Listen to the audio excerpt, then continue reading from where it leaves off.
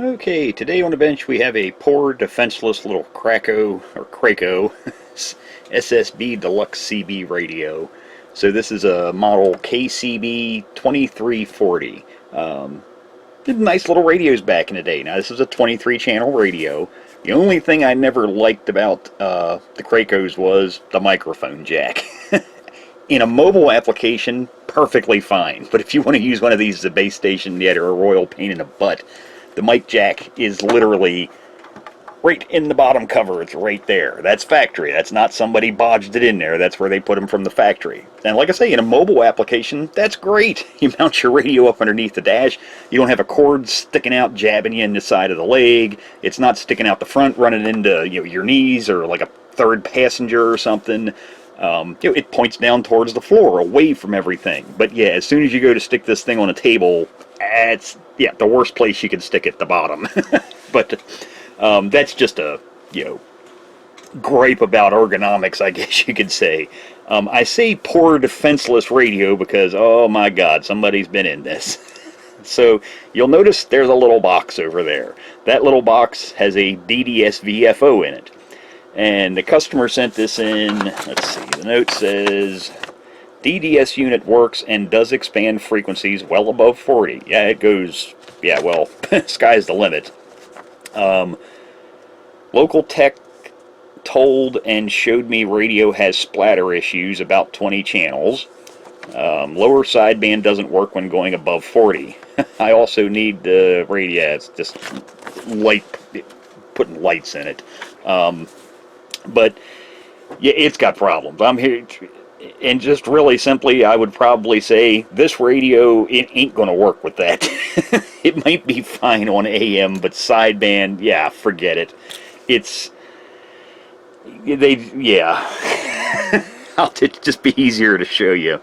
So, actually, I haven't even looked inside this box yet. So I'm curious to see what in the heck is in this thing.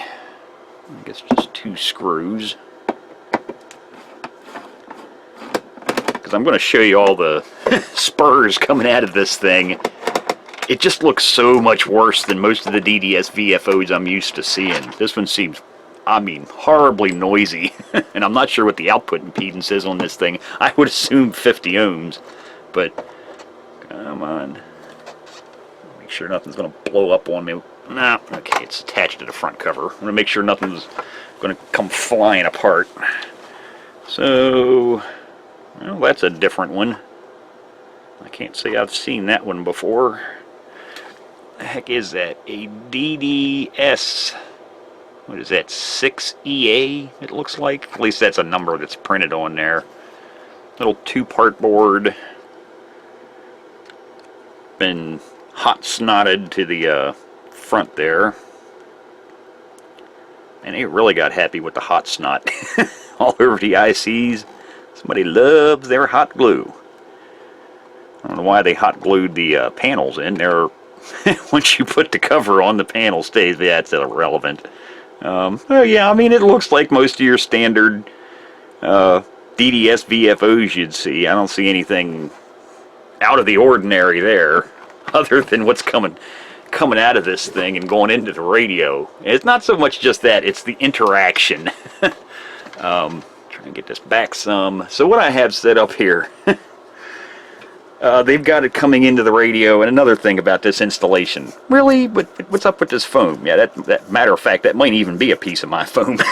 This is the kind of foam I package with, usually thicker, but yeah, they glued it to the board for like insulation, I guess. I don't know why. It's not like this cable's close to the bottom, but yeah, if you're going to glue, and actually that's something that factories do occasionally on radios. They'll have foam to isolate something so it can't hit the bottom, or hit one of the covers, or even to stop sheet metal from buckling.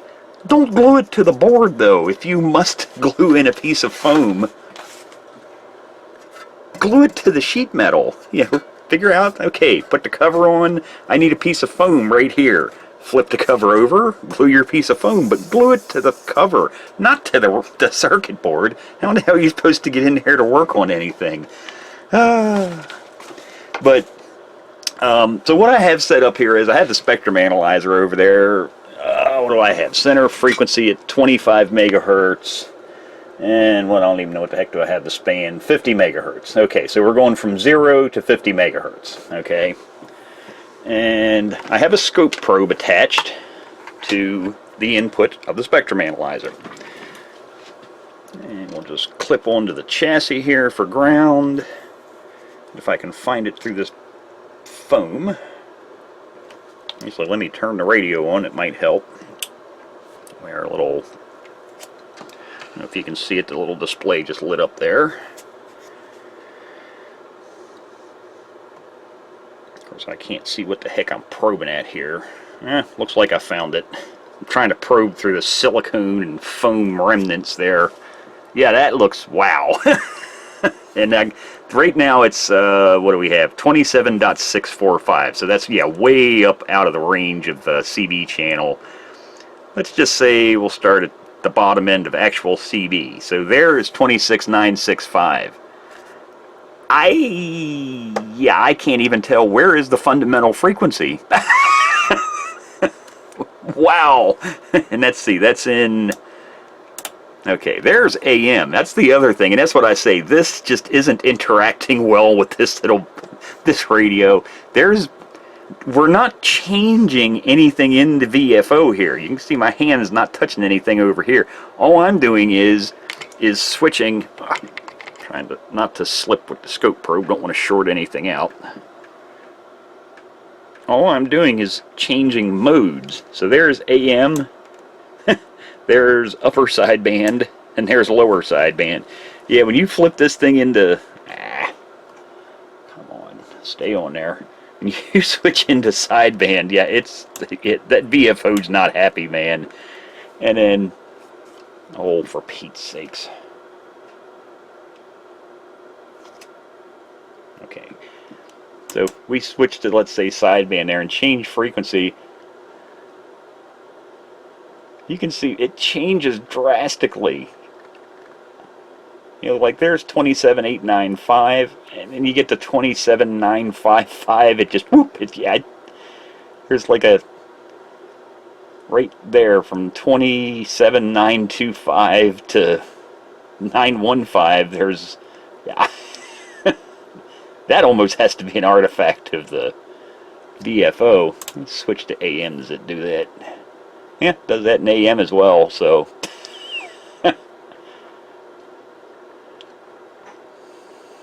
Now, all of the peaks you're seeing, you would expect to see that out of a DDS VFO. They are extremely noisy, so expect to see huge signals at every harmonic way out in the RF spectrum. So, you know, first, there's fundamental, and then first, second, third, fourth, fifth, and it's going to probably continue on out if I were to expand the bandwidth, the span.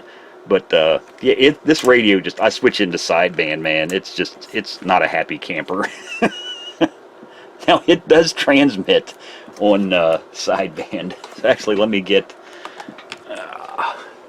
let's move the camera up here so it's out of my way for a second. Get the scope set up here. Turn off channel 1. Get the scope set up so we can view modulation. Channel 4. Okay, and hook up spectrum analyzer. Man, it's even leaching in through. Okay, that's interesting right there. I've got noticeable emissions coming out of the antenna jack, and I'm not transmitting. If I disconnect this from the spectrum analyzer, you can see there's our noise floor. Nothing there, basically. That's what you'd expect to see. All I'm doing is connecting. You have to. Now, what I have set up here is there's 54 dB of attenuation between that jack and the input of that spectrum analyzer. This cable goes up to a Bird directional coupler that has a 30 dB sample port. That goes through a splitter, combiner, which is a 3 dB pad. And then there's also an additional 20 dB attenuator right here, this little small one at the front. The big blue thing there is just a DC block. That's for actually like when I had this scope probe hooked up so I don't blow up the front end of the analyzer with DC voltage. But yeah, grand total with all the coax cables and everything, there's even have a tag here that lists it so I can set my reference offset. There's 54 dB of attenuation between this point and this point here. What the hell is that? Oh my God. Wow. Matter of fact, let me just grab some adapters here. I have got to see, I'm not going to key the radio obviously into the, without any attenuation into the spectrum analyzer, but oh, I can't see around the camera. Oh, that's an end connector. That ain't going to work too well now, is it?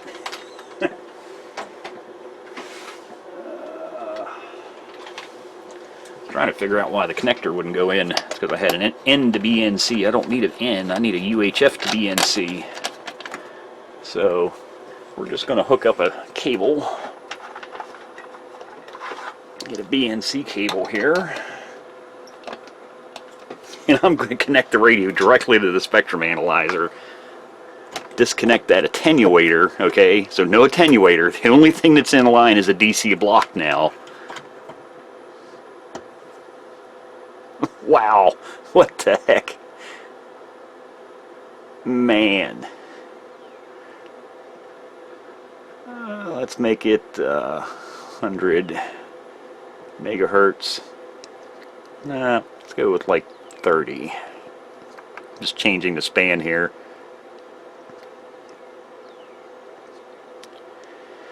Man, some of that stuff is really low frequency.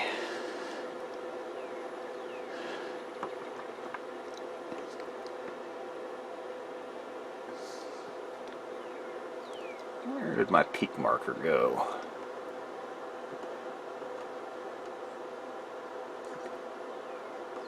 Trying to get out to like that one. Frequency, peak to center.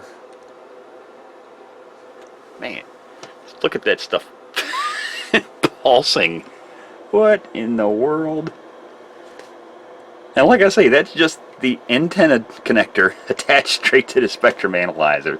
That's what's being emitted out of this radio in receive, not transmit. So any level that you see on this display is accurate because there's no attenuators. That's straight in, other than, you know, a tiny bit of loss in this coax cable. What the?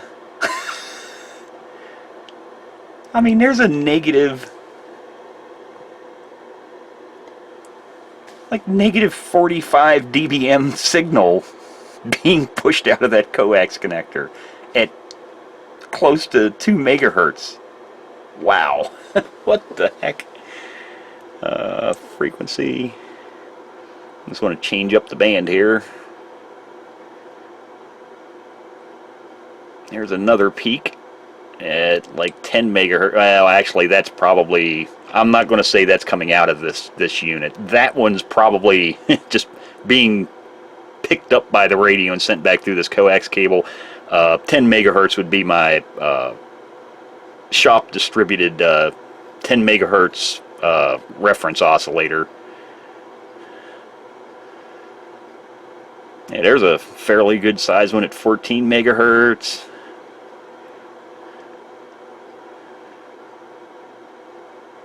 And what I'm changing here is I'm just scrolling across the center frequency.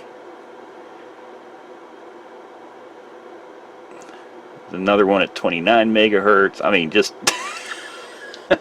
man. So let me get that unhooked, and we'll actually hook it up for transmit. So get this cable hooked back up.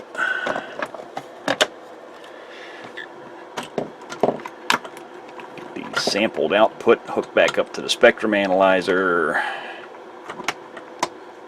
We'll put the center frequency at, let's say, 27.205 megahertz. Span, we'll just make that 1 megahertz. Okay, now I need to, of course, I got to get a microphone hooked up to this thing, and like I say, that's a bit of a challenge. If I hang the front of the radio off the edge of the bench here, I can get microphone jack so I can plug a microphone into this thing. Okay, turn it back on. Okay. And what am I in here?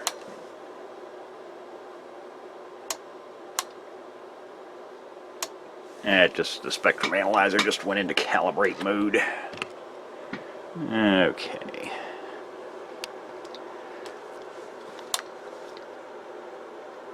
Wow, what is up with that noise? And it, like, you see how it jumps? The noise floor will come up, which is normal. You're going to have emissions, but and then all of a sudden it whoop, it really comes up. There's a it go whoop, whoop. What the heck? That's it.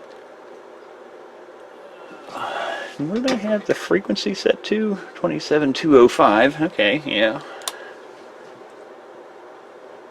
I'm changing the frequency on the little module here.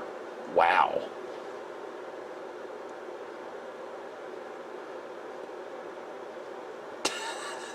Oh my God. This thing is... This is yeah, God, that's AM. What in the hell is up with this thing? So there's 26915. And I'm just scrolling up through.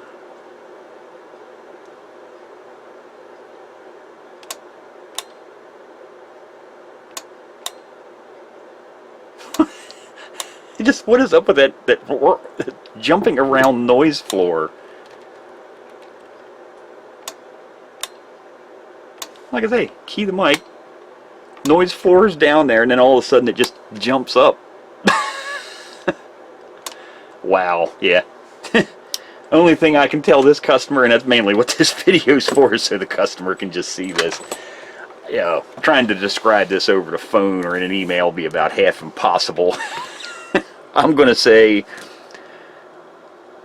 could this be made to work with this? Maybe. It could cost a lot. You'd have to, man, you'd have to engineer. I mean, you could probably even stick those in this box. Actually, that would be the best place to stick them, would be in this box. You'd have to put in passband filters, but man, it would be hard because you'd almost need a variable passband. Spitballing out loud here, because this thing is so noisy. The output of this is so noisy. You know, actually, let's just see something here. Let's just see what is coming out of this. Not when it's not connected to a radio. Okay, we've got a SMA to BNC adapter.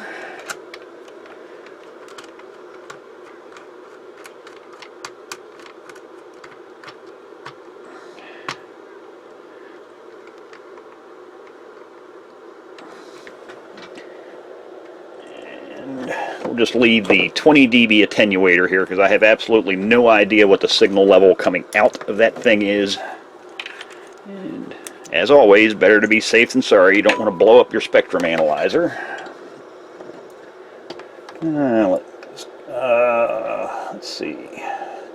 Frequency, let's just make it 20 megahertz. Center span, I don't know, 100 megahertz. 10 for now. Hook that back up. And I have to turn the radio on because the radio supplies power into this. Oh, I see a big peak down there. Let's change the span to 20 megahertz. Well, that's actually kind of what I would expect to see. Well, I guess you can't see that, can you? See a spur there. Now let's just set the frequency. Start frequency 1 megahertz. Stop. Just make it 500 megahertz for the moment. Wow. Woo. Well, that wasn't expected either. This I expect. Fundamental, you know, first, second, by the third harmonic, it looks like it's down pretty far. But what is all of this? You know, if I disconnect... Oh, for Pete's sake, stop turning on me. You know, that's coming out of that DDS. Man, it has some really high frequency content. Let's set the stop at 100 megahertz. So yeah, peak. Yeah, there's our fundamental, second harmonic, third harmonic, fourth, fifth. It's still measurable down there. But yeah, as soon as you hook this thing up to the radio, it is not a happy camper. It's not a happy camper at all. I'm actually turning the dial now on the VFO.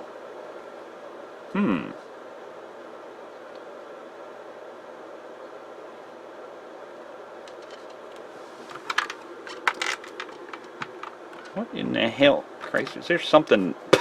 I think there's a wire loose in here. It's turning on and off. Every time I turn the rotary encoder, it's turning off and turning back on. Here, you can see it just flashing.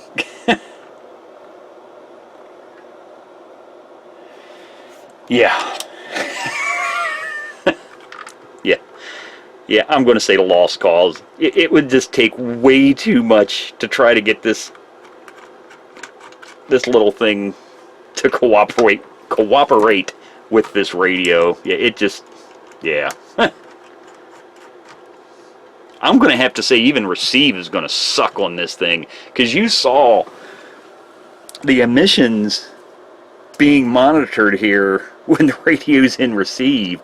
There is junk all over the RF spectrum. It's like this thing just goes, pardon my French, batshit crazy when you hook it up to the oscillator circuit in this. I don't know if they've got that directly connected, but I can't see this. I'd have to look at the board and see. I can't see him not having a DC blocking cap on there. It's anything I can figure out if DC's getting back into, I don't know. It just, yeah. This, yeah, I'm going to say not worth even trying to make this thing work. You know, somebody else apparently put this on. It probably didn't work. I'm guessing they sold it. The owner of this thing took it to another tech. He was, I guess, you know, it ended up at me. Yeah, Mike's shop of last resort. When nobody else can fix it, send it to me. And yeah, it ain't worth dumping an enormous amount of money into. I mean, they're nice radios, they're nice 23-channel radios, but yeah, this is one radio that definitely does not like modern technology. So yeah, that's, I guess, would be my point. If you've got a Kraco SSB Deluxe 23-channel radio, don't try it. At least not one of these. I don't know about other DDS VFOs, but yeah, I wouldn't bother trying to stick one of these, whatever I said that was, DDS 6EA, I think it is.